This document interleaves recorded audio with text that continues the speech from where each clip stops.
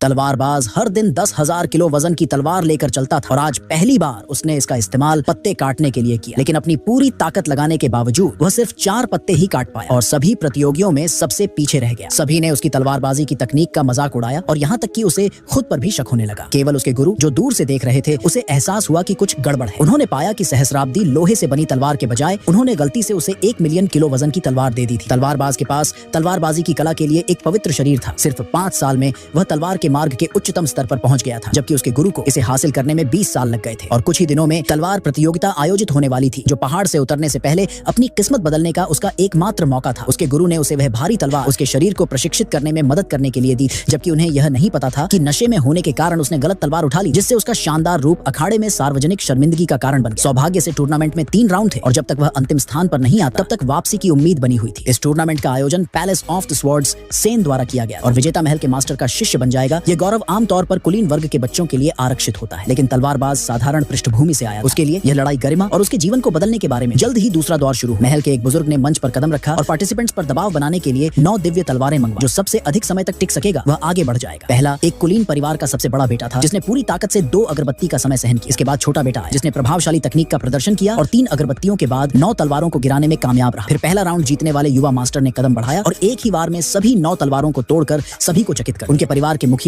अब और बैठे नहीं रह सके और उन्होंने तलवारबाज को कबीले को शर्मिंदा होने से बचाने के लिए पीछे हटने का सुझाव दिया। लेकिन तलवारबाज ने उसे पूरी तरह से नजरअंदाज कर दिया। वह अपनी पीठ पर अपनी विशाल तलवार के साथ मंच पर चढ़ गया। जैसे ही उसने इसे उठाया उसका शरीर लड़खड़ाने लगा और वह 9 तलवारों के हमले का सामना करने में विफल रहा। वो एक बार फिर अंतिम स्थान पर आ गया। युवा मास्टर पहले स्थान पर रहा, लेकिन जब बुजुर्ग ने तलवारबाज को नीचे उतरने में मदद तो उसे लगा कि उसकी ऊर्जा का प्रवाह एकदम सही है। वह उन तलवारों का सामना करने में असमर्थ व्यक्ति की तरह नहीं लग रहा था और बुजुर्ग को संदेह था कि उसके हथियार में कुछ गड़बड़ है। अंतिम दौर आ गया। एक कुलपति ने सुझाव दिया कि उसका बेटा बाकी सभी के खिलाफ अकेले लड़े। स्टैंड बड़बड़ाहट से भर गया। अभिमानी युवा मास्टर ने कहा कि एक-एक करके लड़ना समय की बर्बादी है और उसने एक साथ सभी को चुनौती दी। जब किसी ने आगे बढ़ने की हिम्मत नहीं की तो उसने खुद ही हमला शुरू कर दिया, लेकिन अप्रत्याशित हुआ। तलवारबाज की लाखों किलो की तलवार ने आखिरकार अपना असली असर दिखाया। युवा मास्टर को डर लगने लगा। तभी तलवारबाज ने अपनी पीठ से तलवार निकाली और पहले जैसा हल्कापन महसूस किया। भले ही उसके हाथ में तलवार नहीं थी, फिर भी उसने जमीन से एक साधारण शाखा उठाई और उन सभी पर हमला किया जिन्होंने उसे अपमानित किया था। लेकिन उसकी बहादुरी ने उन लोगों को और भी क्रोधित कर दिया। उन्होंने चिल्लाकर कहा कि वे उसे कुचलने के लिए सेना में शामिल होंगे। कोई और विकल्प न होने पर तलवारबाज ने अपनी अंतिम गुप्त तकनीक को सक्रिय किया।